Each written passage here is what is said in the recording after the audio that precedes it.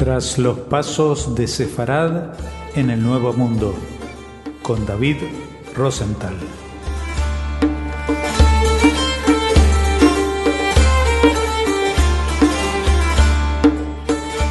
Hola oyentes de Radio Sefarad y bienvenidos a Los Pasos de Sefarad en el Nuevo Mundo, siempre de la mano de David Rosenthal. ¿Qué tal?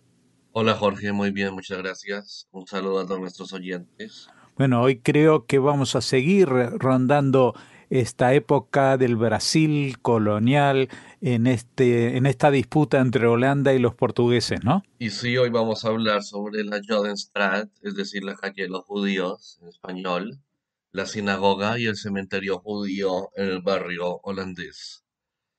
Como es bien sabido, todo judío, en cumplimiento de los preceptos religiosos, debía frecuentar diariamente la sinagoga para participar en sus servicios, rezos y festividades. Se comprende así que en las distintas comunidades judías se construyera o por lo menos se tomaran arriendo un edificio con este fin. Este había de ubicarse en un lugar cercano a la residencia de los miembros de la congregación correspondiente y también se sabe que en muchos casos eran mismas residencias de algún miembro, las mismas residencias de los miembros que servían como sinagoga en América y en el Caribe. En Recife, un número importante de los sefardíes tenía sus casas en Bokestrat, en las inmediaciones de una guardia militar llamada Bokewacht. Por la gran concentración de población judía en esta calle, se la conocía también por Jodenstraat, es decir, la calle de los judíos, nombre con que aparecen en los documentos portugueses después de la recaptura de Recife en 1654 a manos de los portugueses. Allí funcionaba el mercado donde se realizaba, entre otras cosas, la venta de esclavos negros, tal como se comprueba en una acuarela de Zacarías Wagener, de quien se sabe permaneció en el Brasil holandés entre los años de 1634 y 1641. En esta calle vivía un grupo de los sefardíes más ricos y destacados, cuyos nombres se mencionan en el inventario de propiedades existentes en el lugar, confeccionado por orden de las autoridades portuguesas después de recuperar la ciudad. Otros sefardíes poseían casas en Pont-Strat, que es la calle de la Balsa, continuación de la Bokenstraat. Casi todas las casas se usaban indistintamente como vivienda, como tiendas comerciales. La calle de los judíos recibió a partir de 1654 los nombres de Rua do Bom Jesús primero y luego de Rua da Cruz.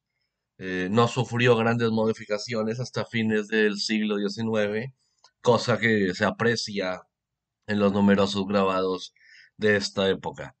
Incluso una de sus características sobresalientes es el hecho de que sus dos costados no corran paralelos, y esto se mantiene en la actualidad. De los residentes judíos de la Jodenstraat solo se conocen los nombres de los que vivían en un costado de esta, ya que del otro lado no se hizo anotación alguna en el inventario portugués. Por los datos que este nos entrega, conocemos la existencia de personajes como Gabriel Castaño, quien se manifestó un audito a Recife por público profesor de la ley de Moisés, era mercador de sedas, casado. Tenemos información de esta persona, del señor Castaño con NH, que vivía allí en Recife y era profesor de Torah, era profesor de la ley mosaica, es decir, era un rabino exégeta y además era mercader de sedas, comerciante de sedas. Luego tenemos también a Moisés Navarro, uno de los primeros sefardíes residentes en Recife, Abraham de Acevedo con Z, representante en 1653 de los judíos del Brasil holandés, que junto con otros dos delegados holandeses fue enviado a Ámsterdam para discutir los problemas de una probable rendición holandesa. y defender los derechos que correspondían a los judíos en este caso. Fernando Martins o Martínez da Silva, quien todavía en 1672 reclamaba la suma de 65.352 florines que le adeudaba a la corona portuguesa por bienes dejados en el Brasil. Duarte Sarraiva, Gil Correia o Jakov Mokata, en su nombre judío, dos de los más adinerados e influyentes miembros de la comunidad judía de Recife. Con respecto a las residencias en que moraban estos sefardíes, se sabe que por lo menos 12 de ellas eran obra hecha por judíos o fabricada por judíos. El único vestigio que se conserva de esta calle es la piedra de Yakov, actualmente en el Museo del Instituto Arqueológico de Recife.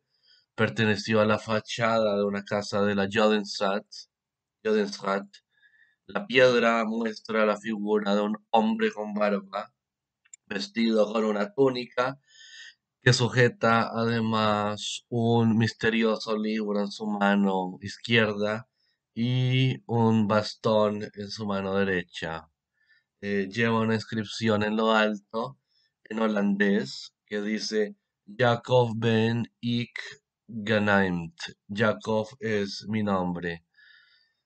Curiosamente, la piedra de Jacob se encontró instalada no en la casa de uno de los sefardíes residentes en la Jodenstraat, sino en la de un holandés cristiano, Jacob Baer, como se desprende del juicio por derechos de sucesión posterior a la partida de los holandeses de Recife en 1654.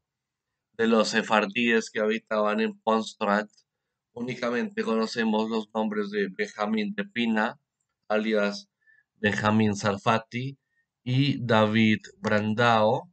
Luego, sobre la sinagoga Sur Israel, tenemos en ese inventario portugués que ya hemos citado, donde se describe esta sinagoga, la congregación Sur Israel, como una casa grande de altos a la orilla del río, con frontispicio a la calle de los judíos, hecha de piedra y cal, con dos locales en la planta baja.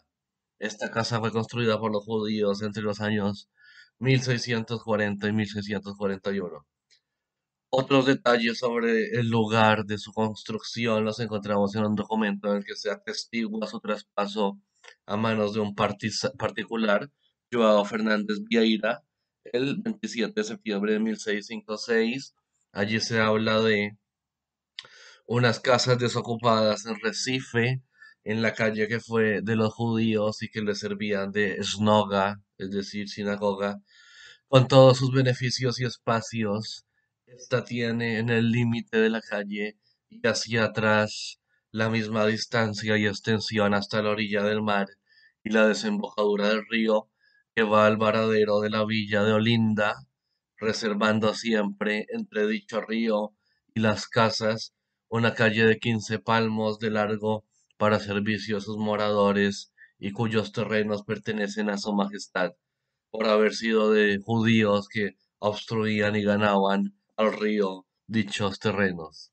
En 1679, Juan Fernández Vieira y su esposa donaron este predio a los padres de la congregación del Oratorio de Santo Amago, llamado después de Madre de Dios, para que resulte en loor de Dios nuestro Señor, aquel mismo lugar donde en otro tiempo fue ofendida su divina majestad, y para que se ponga en el frontispicio de la propiedad del escudo de armas de dicha congregación y un título que diga que antiguamente fue este lugar sinagoga de judíos.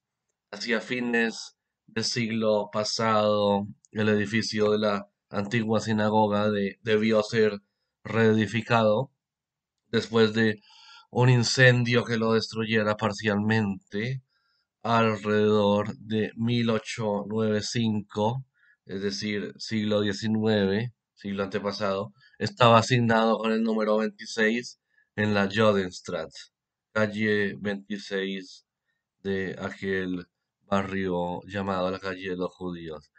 Gracias a las investigaciones del profesor González de Melo, se ha podido establecer que en los predios 197 y 203 de esta misma calle se encuentra la ubicación exacta en la que se construyó la primera sinagoga de las Américas, y así lo indica una placa conmemorativa en el edificio que ocupa este lugar en la actualidad.